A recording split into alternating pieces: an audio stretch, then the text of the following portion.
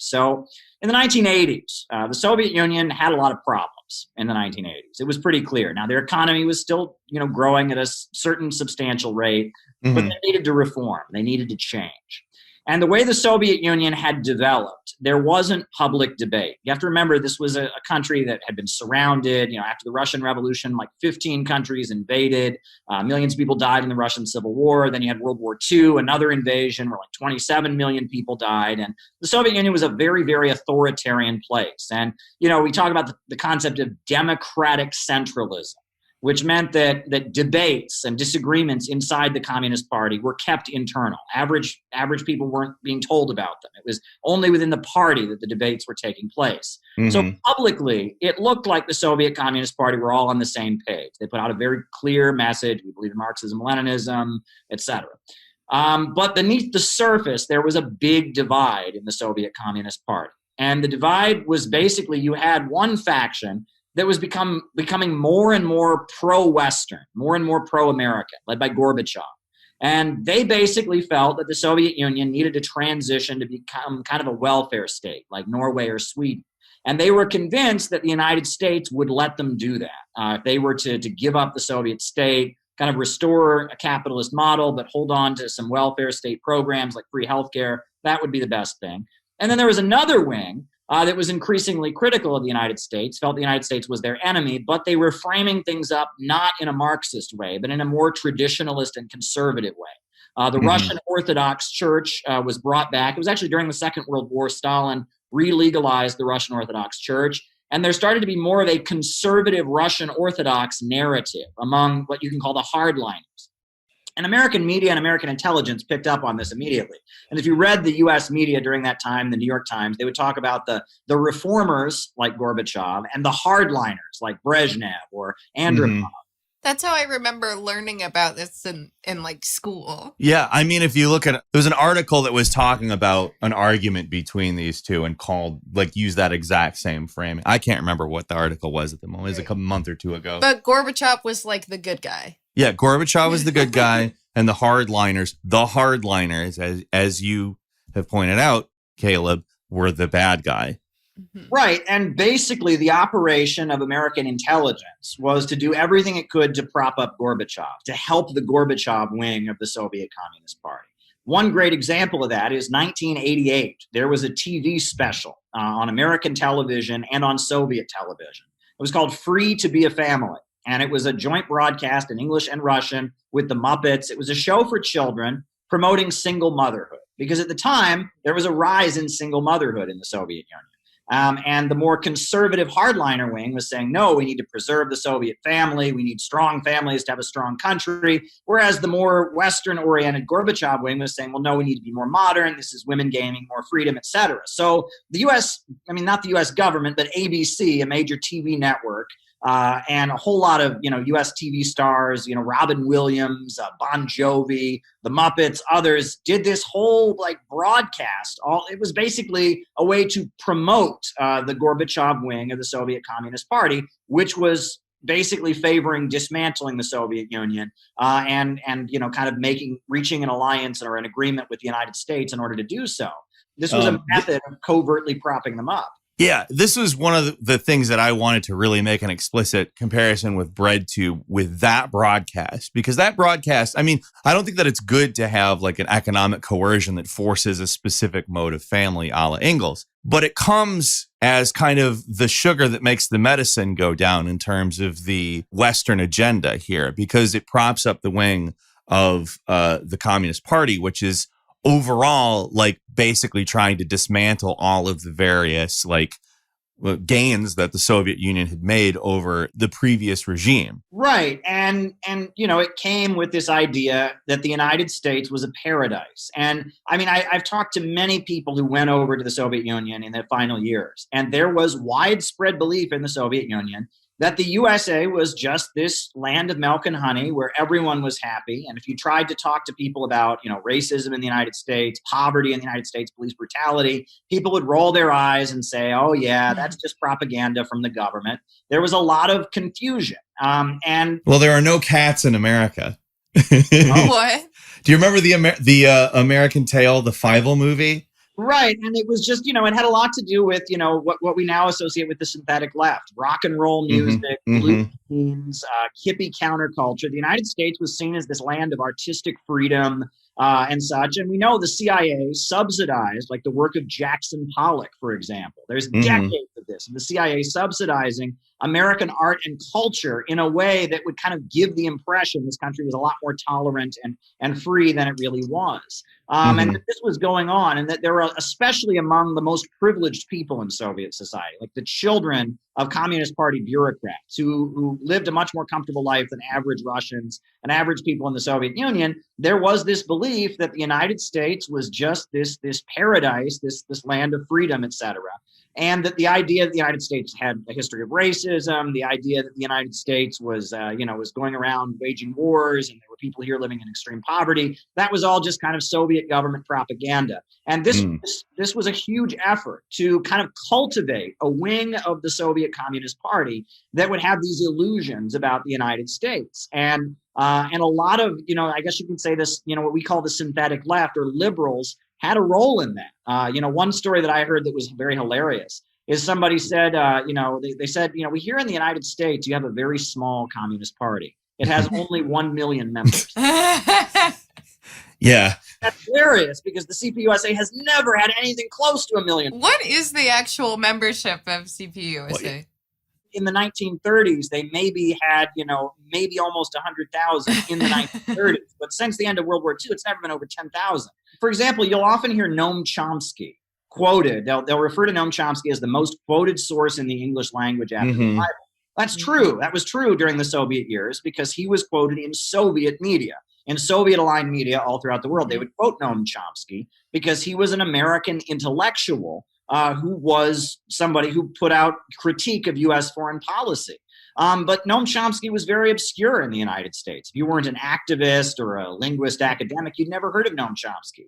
But in the Soviet Union, a lot of people believed Noam Chomsky was a household name, that every American was reading Noam Chomsky. He was on the TV news every night or something. There was just this confusion about that.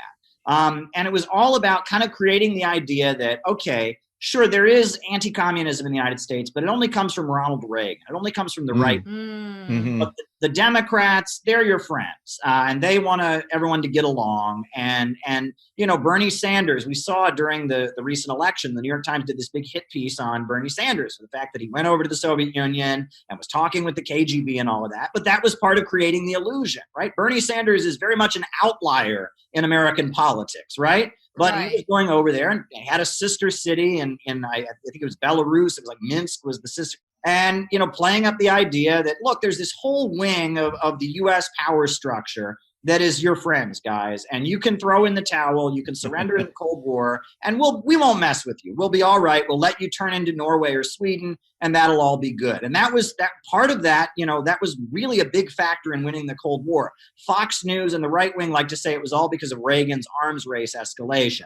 Well, that took an economic toll on the Soviet Union for sure. But it was this, ideological penetration, this kind of soft power penetration that really laid the basis for it. And, other socialist countries learned from it. Probably the biggest problem was they couldn't have open debate because it was a very authoritarian society. You couldn't openly debate these things. So these conversations were all kind of in the back room. They were all kind of whispered.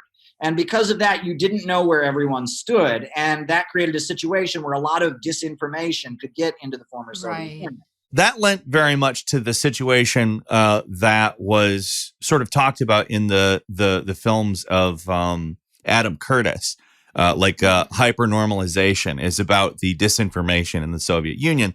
And I think that part of the big problem, like he asserts that it's just this evil scheme to control the population. But I think what you're talking about, in my opinion anyway, contributes pretty heavily to that environment. It's funny, you point out various connections between capitalists and you're an anti-Semite, according to people who say the word conspiracy theory. But to me, and this is where it comes from too, you have your democratic centralism putting that public face forward where everybody has the same opinion. So people make assumptions like they're all attempting to push the same thing. And so it's all must be part of the plan. And it's not. Right. Well, yeah, I mean, originally the Soviet Union, when it was formed, had three political parties. There were three political parties that recognized the Soviet Constitution: the Bolsheviks, the left Mensheviks, and the left Socialist Revolutionary Party. Hmm. And then they fought a civil war against the other political parties that didn't recognize that constitution. But then a member of the left Socialist Revolutionary Party shot Vladimir Lenin. And the Menshevik Party was also involved in that. So both those parties were outlawed, as they were seen as kind of a place that conspirators would move. And everyone who really supported the Bolsheviks moved into the Bolshevik Party. And then you had Lenin coming out and actually banning factions in the Bolshevik Party, right? Because I mean, at this point, the country's been invaded by 15 different countries. They're facing a barricade. They can't get basic medical supplies. And in the face of that, you have to kind of have a rigid authoritarian, development. You have to lock down.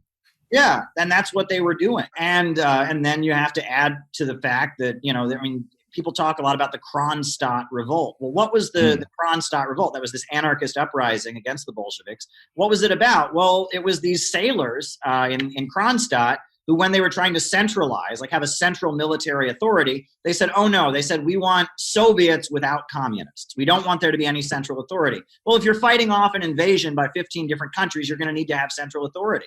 And they took up guns against the Bolsheviks at that point, and the Bolsheviks really had no choice but to put it down. It was considered a great tragedy because these were their comrades, revolutionaries, but they needed to centralize to defeat, the foreign attack. But then, you fast forward, and just about 20 years later, you have World War II, 27 million people killed when the Nazis invaded. And a country that's under those kind of conditions is going to become more rigid and authoritarian. And we know about there was a lot of fear, and we don't know exactly. I don't think anyone knows exactly what was going on, but there were the Moscow trials where there were a lot of people that were very high up in the Soviet government that were arrested and charged with having been involved in a Nazi conspiracy against the government. And at that point, a lot of average people in the Soviet Union got the memo: stay out of politics, right? That politics is not a safe place to go. Right, that if you want to just live your life, that's fine. But if you get involved in politics, it could get messy. And so a lot of average people in the Soviet Union were not very politicized. And that kind of set the stage for what happened later with the fall of the Soviet Union, which was that there was not open political debate happening at the time. And it's funny because if you go to Cuba now, and if you go to socialist countries now, they've learned from this. There is a big effort to bring people into political debate. In Cuba, there are anti-communists, and they don't, drag them away in the middle of the night. In fact, what they do is they have the population argue with them, and local people in the community will get up and debate them and argue against them. And you can see what's happening with the Bolivarian circles in Venezuela and the citizens' power councils in Nicaragua. There's an understanding that if you create an atmosphere where people are afraid to speak up, where there's just kind of a chill effect, that in the long term doesn't help socialism, even though you might feel it's necessary temporarily. And it's interesting to see how all of this has adjusted.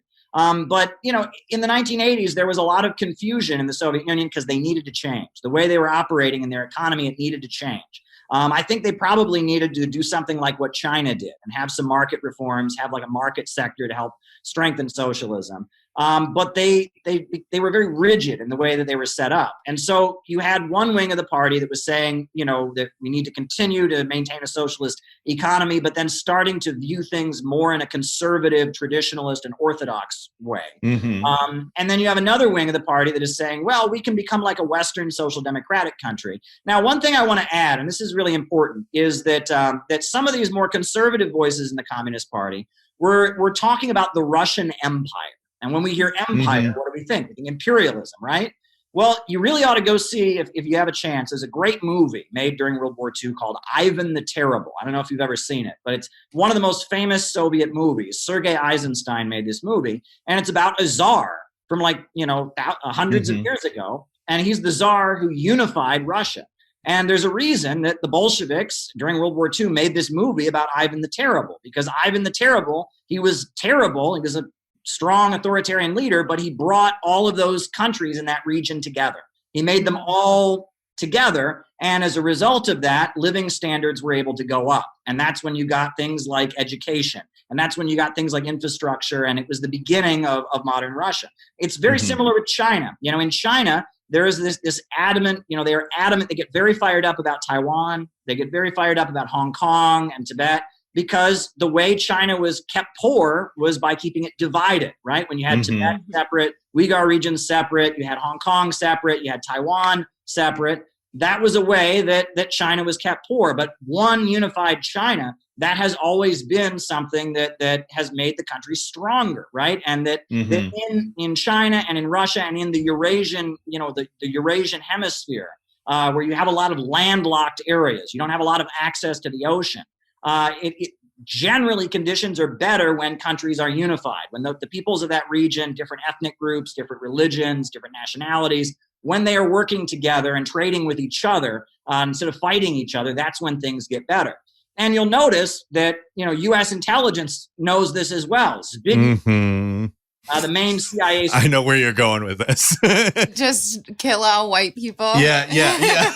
Brzezinski wrote a whole book at the time, in the 90s after the Soviet Union had fallen. And it was about basically how to maintain U.S. hegemony over Eurasia. And what he wrote was, he said, in order to dominate Eurasia, we have to, quote, keep the barbarians killing each other. He wrote that. He said that. Yep.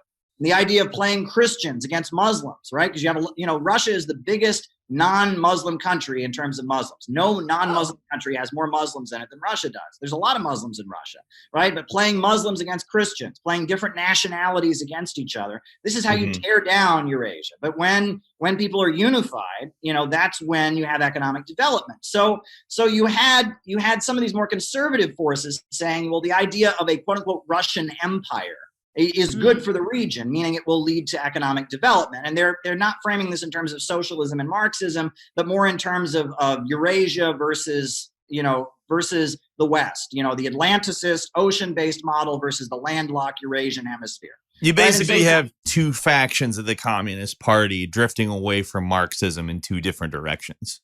Right. One is becoming westernized and liberal. The other is becoming traditionalist, conservative, and Eurasianist, I guess. So, as the crisis happens, right, you remember what happened. So Gorbachev was continuing to liberalize the Soviet Union, more market reforms. He's bringing non-communists into the government, et cetera. And so then the Hardliners arrested him, and they called it the coup, and he was arrested. And at that point, there were people protesting. Eventually, the Hardliners released Gorbachev, and then the Soviet Union was dissolved. And when the Soviet Union was dissolved, it was one of the biggest economic catastrophes in history. I mean, it was a disaster. And this is one of the arguments that just drives me up the wall. People always say communism failed, communism never achieved anything. The aftermath of the Soviet Union, when they took, socialism and ripped it up and created capitalism, it is a nightmare. I mean, it was an economic disaster. Naomi Klein writes about it in her book, The Shock Doctrine. Philip Thayer wrote a very good book on it called Europe Since 1989. The life expectancy dropped very significantly. The infant mortality rate shot up. Mass unemployment, something like 30% unemployment. Can you imagine 30% unemployment